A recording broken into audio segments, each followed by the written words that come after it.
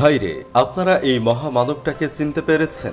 উনি কিন্তু একাধারে শিক্ষক, পদার্থবিদ, মুক্তিযোদ্ধা গবেষক, লেখক, কলামিস্ট ও একজন বিজ্ঞানী। মুক্তিযুদ্ধের সময় উনি চেয়েছিলেন ড্রোন দিয়ে পাকিস্তানি হানাদার বাহিনীর ওপর ঝাঁপিয়ে পড়বেন, কিন্তু তার আগেই দেশ স্বাধীন হয়ে গেল।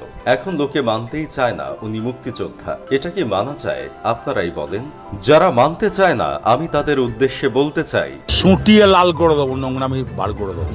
অনেকেই আবার ওনাকে মুক্তিযোদ্ধা না বলে গর্তযোদ্ধা বলে। অবশ্য এটা বলার কারণ ওনার বড় ভাই হুমায়ুন আহমেদ। উনি ওনার কত না অস্ত্র জল বয়ে লিখেছিলেন, 16ই ডিসেম্বর ভোর 1971। আমার বুক ধকধক করছে, বাজছে বুকে সুখের মতো ব্যথা। বিশ্বাসই হচ্ছে না আমরা স্বাধীন। এখন আর মাথা উঁচু করে হাঁটতে সমস্যা নেই। নিজের দেশের মাটি দবদবাইয়া হাঁটি। আমি দবদবিয়ে হাঁটার জন্য বের হলাম। প্রথমে খুঁজে বের করতে হবে আমার ছোট ভাইকে, জাফর ইকবালকে। শুনেছি সে যাত্রাবাড়িতে আছে, গর্তে বাস করে। যাত্রাবাড়িতে আমার দূর সম্পর্কের এক মামা বাড়ির পেছনে গর্ত করেছেন। তিনি তার স্ত্রী এবং 2 ছেলে নিয়ে গর্তে বাস করেন।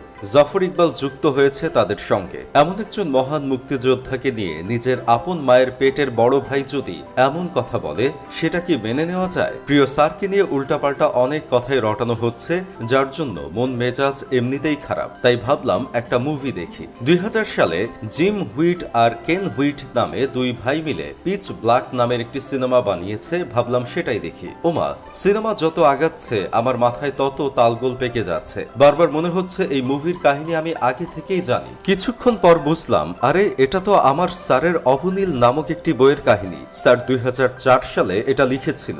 স্যারের লেখা দিয়ে আজকাল হলিউডে মুভি বানানো হচ্ছে, এটা তো গর্বের বিষয়। কিন্তু মুভি শেষে দেখি রাইটারের জায়গায় অন্যজনের নাম, স্যারের কোনো ক্রেডিট নেই। এটা কি মেনে নেওয়া যায়? আপনারাই বলুন। বিষয়টা আমি সহজে মানতে না পেরে স্যারের লেখা বিভিন্ন বই নিয়ে ঘাটাঘাটি শুরু করে দিলাম।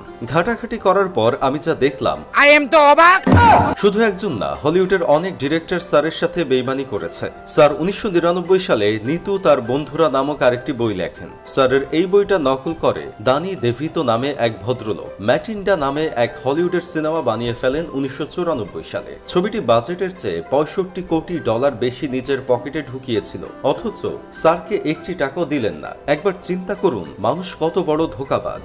শুধু তাই না, স্যারের 2005 সালে বের হওয়া আমি তপু 10 বছর আগে 1995 সালে ডেভিড পেলজার নামে আমেরিকান এক সাহিত্যিক নকল করেন। তার বইটির নাম দেন এ চাইল্ড কট ইট। মানে কি বলবো, যাই হোক, সব না হয় মেনে নিলাম, কিন্তু এটা কিভাবে মানব?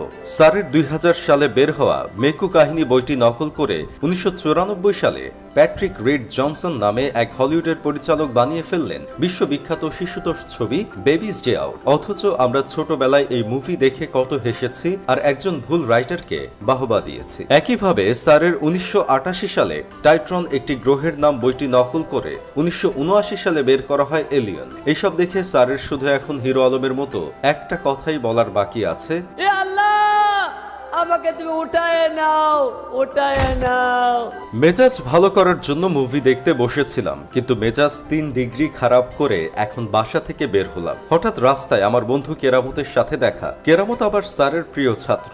স্যারের সহযোগিতায় কেরামত বিশ্বের সবচেয়ে শক্তিশালী আর গতিসম্পন্ন পেন্সিল ব্যাটারি ড্রোন বানিয়েছে, যা মাটি থেকে 1000 মিলিমিটার উপরে উঠতে সক্ষম। স্যারের প্রিয় ছাত্রের এমন অভাবনীয় আবিষ্কার দেখে মাথা এখন কিছুটা ঠান্ডা। আমরা স্যার এবং কেরামতের দীর্ঘায়ু কামনা করি। বলুন আমিন।